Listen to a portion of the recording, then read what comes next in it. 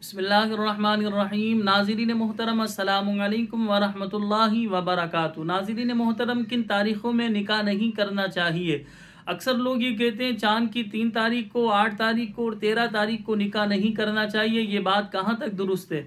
तो याद रखें नाज़रीन मोहतरम, ये बात बिल्कुल गलत है कि चाँद की 3 तारीख को, 8 तारीख को और 13 तारीख को जो है निकाह नहीं करना चाहिए। इसी तरह बाज़ लोग कहते हैं कि जब चाँद जिसे गुरूब यानी कि चाँद के जो आखिर के दिन होते हैं, यानी डूबता हुआ चाँद इसको कहते हैं, तो डूबते हुए चाँद के वक्त भी जो है शादी की तारीख नहीं रखना चाहिए। इसकी क्या हकीकत है? तो लोगों ने ये बातें अपने पास से बनाई हुई हैं।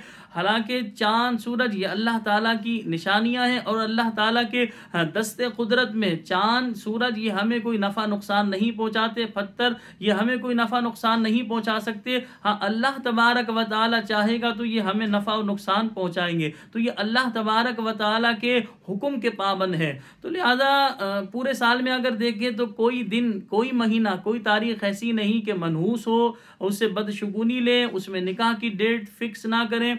इसी तरह यहाँ ज़िम्नन एक बात और जहन में आई, असल में मैं हूँ काजी और निकाह खा, तो मेरे पास इस तरह के केस ज़्यादा आते हैं। तो लोग जो है ये भी सवाल करते हैं कि भाई 2 बहनों का एक साथ निकाह करने से जो है एक बहन खुश रहेगी और एक बहन जो है आजमाइश में मुब्तला रहेगी। तो ये बात भी लोगों ने अपने पास से बनाई हुई है। मशीयत खुदाबंदी है, बाज़ दफ़ा ऐसा होता है एक ही बहन की शादी होती है, वो खुश रहती है, बाज़ दफ़ा आजमाइशें आती हैं। तो अल्लाह तबारक व तआला के फ़ैसले हैं। अल्लाह तबारक व तआला 70 माओं से ज़्यादा अपने बंदे से प्यार करता है। अल्लाह पाक ने यानी जब हम माँ के पेट में थे तो 4 माह का बच्चा होता है, उसके रूह फूंकी जाती है तो उसकी गोया के उसकी पूरी ज़िंदगी का बायोडेटा तावीज़ की शक्ल में गोया के उसके गले में डाल दिया जाता है कि कितना अरसा ये जिएगा, कहाँ रहेगा, क्या खाएगा, किससे इसका निकाह होगा, सारा बायोडेटा गोया के लिख दिया जाता है। लौहे महफूज में सब लिखा हुआ है। कौन कितना अरसा बीमार रहेगा, आजमाइश में मुब्तला रहेगा, कौन कितनी तरक्की करेगा, ये सब कुछ लिखा हुआ है। ये अल्लाह के फैसले,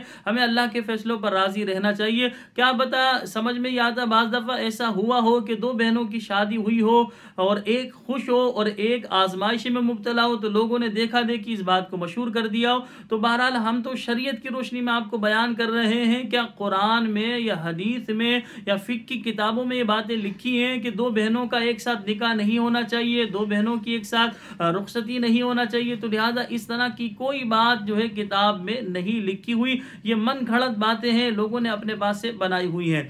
तो पूरे साल में कोई महीना ऐसा नहीं जिसमें निकाह नहीं कर सकते, पूरे साल में कोई तारीख ऐसी नहीं जिसमें आप निकाह नहीं कर सकते, पूरे साल में कोई ऐसा दिन नहीं जिसमें निकाह की मुमानअत आई हो। तो लिहाजा पूरे साल में कोई महीना, कोई दिन, कोई तारीख में निकाह की मुमानअत किताबों में नहीं आई। जो भी ये बातें बनाई जाती हैं ये मन घड़त बातें लोग बना लेते हैं कि इन तारीखों में ना करो, डूबते हुए चांद के वक्त ना करो, डूबते हुए सूरज के वक्त ना करो, 3, 8 और 13 चांद की तारीख को निकाह का प्रोग्राम ना रखो, या सफ़र के महीने में शादी ना करो, या मुहर्रम के महीने में शादी ना करो।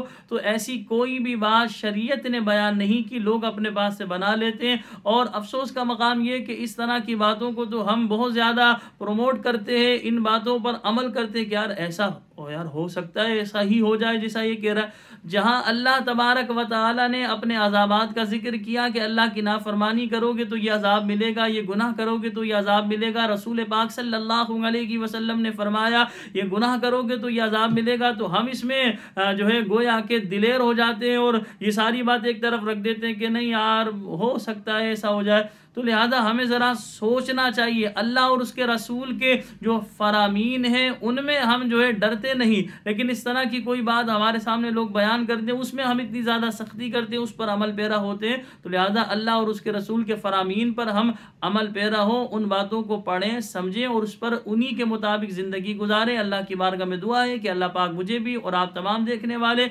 दोस्तों अहबाब को अल्लाह पाक अमल की तौफीक अता फरमाए। जिन घरों में जवान बहनें बेटियाँ अच्छे रिश्तों के इंतजार में बैठी हैं, अल्लाह पाक ऐसी बहनों बेटियों को अच्छे और नेक रिश्ते अता फरमाए। जो बे औलाद है अल्लाह पाक उन्हें नेक औलाद आफियत के साथ अता फरमाए। मुझे अपनी ख़ास दुआओं में याद रखिएगा। अस्सलामु अलैकुम व रहमतुल्लाहि व बरकातुहू।